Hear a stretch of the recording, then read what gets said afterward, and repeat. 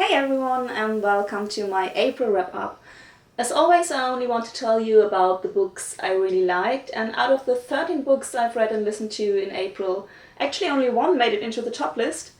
But as that would make for an awfully short video, I'm also going to tell you about two books that almost made it and why they didn't.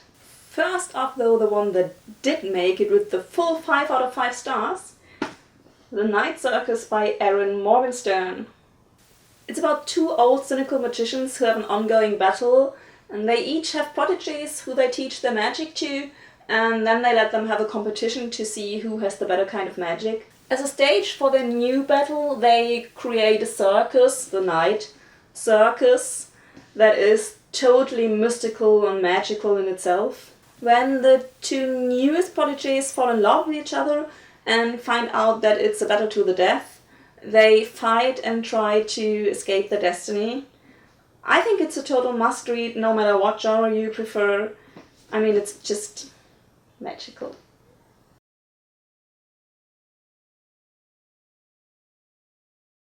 Now for the two books that didn't make it into the top list.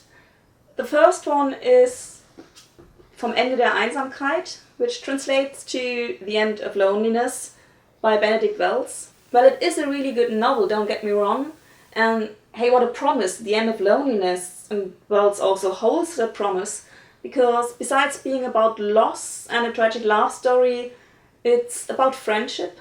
The reason why I felt I couldn't give it 4 or 5 stars is because to me it felt a bit too artificial. I just recently went to a reading of Benedict Wells where he told that there also existed a much longer version of the novel, but that he ended up shortening it to these 350 pages, and that sort of explained a lot to me. In the published edition, every sentence is like its own work of art and everything is constructed to the point, and you can literally feel how much effort Benedict Wells put into the novel to get there, which isn't bad per se, but it somehow kept me from really getting involved into the story and sympathizing with the characters. I probably could have dealt with it better if it had been an omniscient narrator instead of a first-person narrator. Somehow it just didn't feel natural to me from a first-person perspective, even if that person becomes the writer. Which is why I was really struggling with rating this novel and ended up with 3 out of 5 stars. But I still hope that Benedict Wells comes over for an interview sometime.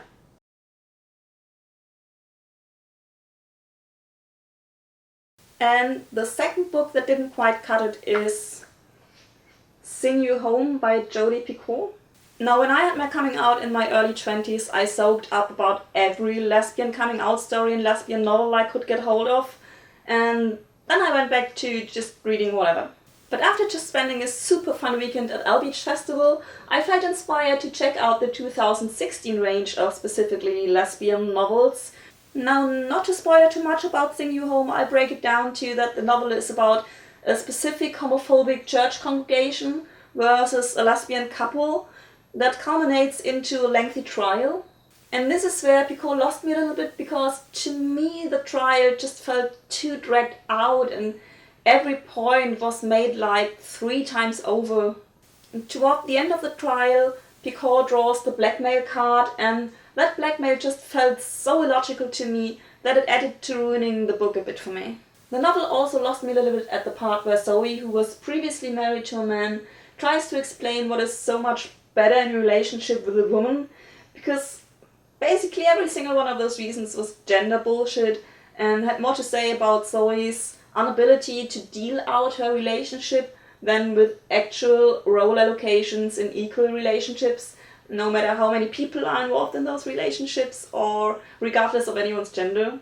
But Sing You Home is still a very ambitious novel about a pressing topic, because I seriously just recently had a conversation with an intelligent friend who lives in a big city where I had to explain why I think that same-sex parenting to a child is at least as good as your average 2.5 heterosexual family. On that note, if you have any LGBTQ book suggestions for me that you also would recommend because of the literary quality, please leave a comment and let me know. I would be super happy.